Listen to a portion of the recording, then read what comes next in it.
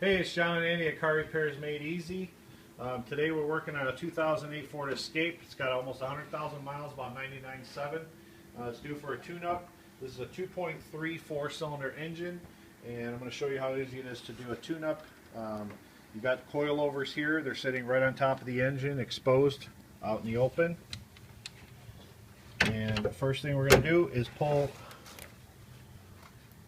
the connectors off for the coil packs.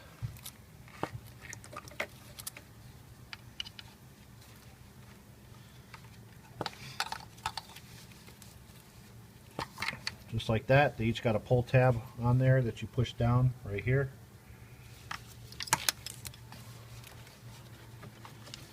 Okay, and then you got part of the harness sitting on the threaded stud there. You see that? You don't want to pull too far because you got your knock sensor right here in the center. Just like that, and we'll just get it a little bit out of the way. Now I'm using power tools. This is an 8mm bolt, but you can also do this by hand.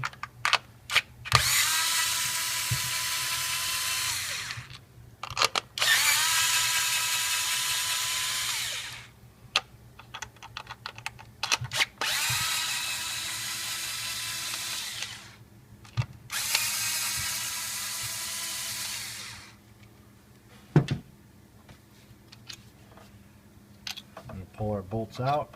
See, it's a decently long bolt. Hold that in there. I'm going to start with the first one. You just pull straight up on the coil. Always inspect these boots and make sure there's not any white film on there where it's been arcing through the boot. These look pretty good. Then we're going to get our spark plug socket. Okay, it's a 5/8 with an extension. Make sure the engine is cooled before you start taking these out. Aluminum heads, you can pull the threads out if it's a hot engine.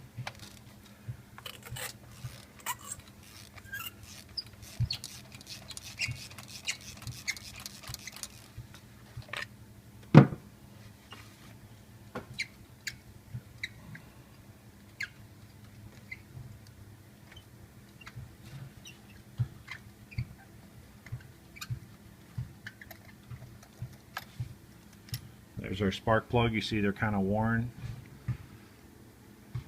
carbon tracked and rusty. These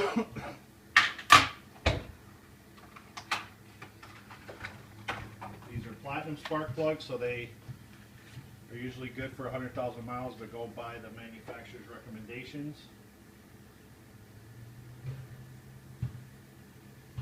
And I'm going to check the gap on this. I'll show you how to do it. We'll be right back. Okay, this one is, these should be gapped at 51 thousandths. So this is, something typical you can get from the parts store. It's got all the measurements in there. You start with the smallest on the blade, then you go around till it stops. And this one's right at 51. It doesn't go anymore. Yeah, I know it's hard to see because of the reflection from the light, but you can take our word for it. And a lot of these come pre-gapped out of the box. The ones we bought were not. So we're going to check each one. And you just reinstall it. Always thread by hand because you can cross thread it in the aluminum. Never use power tools on this.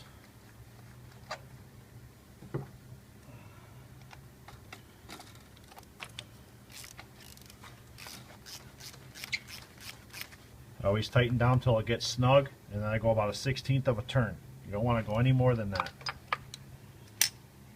So now we're going to put our coil back on.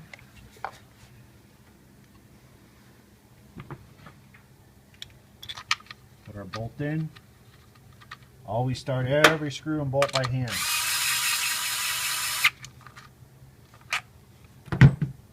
Okay, now we're going to start on the next one. Same thing.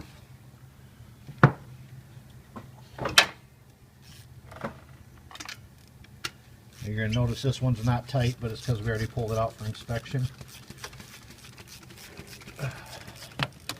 To give our recommendation to the customer.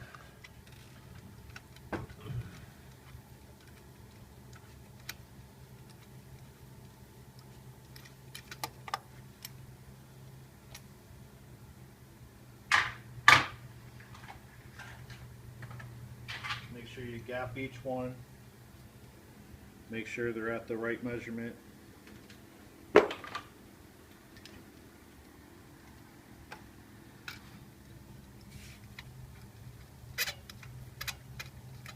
See, on a cold engine, they thread in and out really easy. This was a hot engine, and that aluminum was expanded a little bit, it would be pretty snug. And 9 times out of 10, you're going to pull the threads out.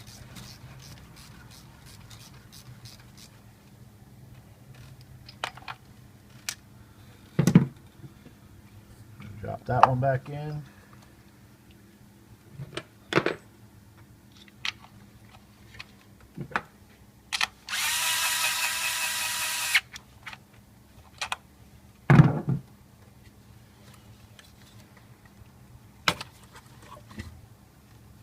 That boot stayed in there. This may happen to you. See how the boot came off on me? You just get under the top edge and grab in the middle.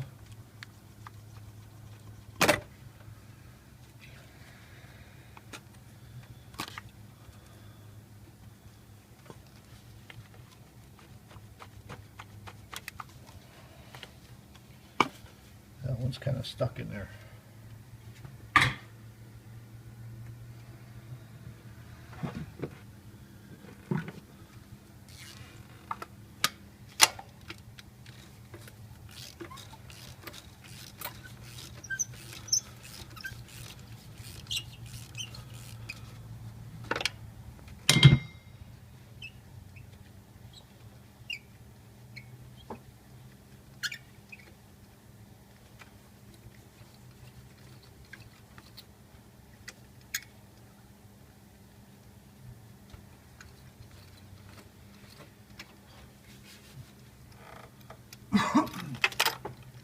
There's that one there.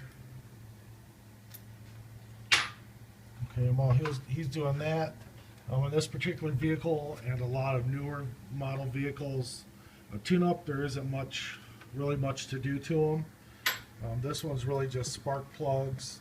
If you saw any tracking or white dust on the boots, on the coils, you might want to replace those.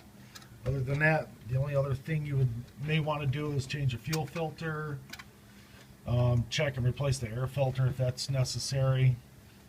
We just looked over this car. The air filter looked new. We put some new wiper blades on already. Tune-ups on new cars are not like the older cars where you had spark plugs and a cap and rotor and things like that. Wires.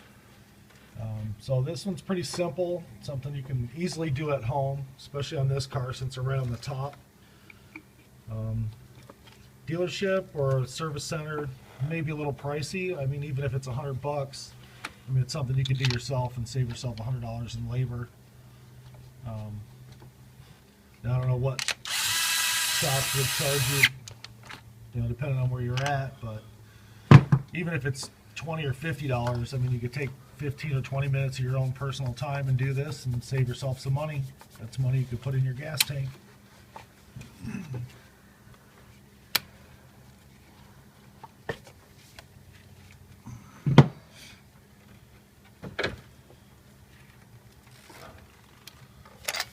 We always try to show you jobs you can do yourself, and not so much necessarily things you can do yourself, but things that aren't absolutely too difficult and that can save you various amounts of money.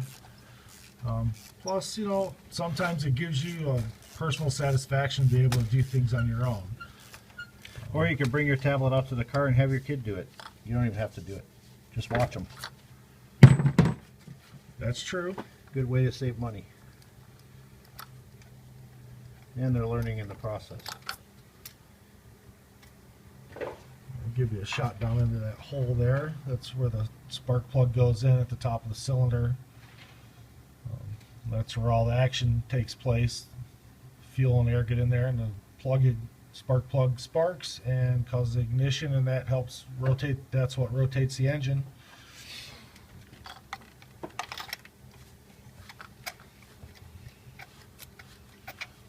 And as you can see, we're almost done here. This is the fourth plug. John's putting that in. He'll get that tightened down. Real simple job. Almost anybody could do this. If you're not sure whether they need to be changed or not, or as far as anything goes with your car, if you're not sure, it's worth it to take it to a shop and let them diagnose it, and then you can make a decision on whether it's something you can fix yourself or not. So sometimes it is worth it to spend that $100 or $125. Let the experts diagnose it and tell you what's wrong with it. And then you can figure out, decide if it's something you can do yourself. And that, because repair is where most of the cost is, not so much the diagnosis. Now we're going to connect all of our connectors again from the harness.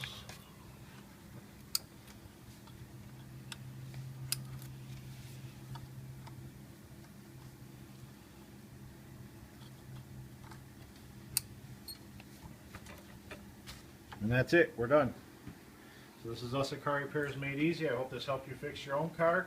See us next time, and please see us on Facebook and our website at carrepairsmadeeasy.com. Bye.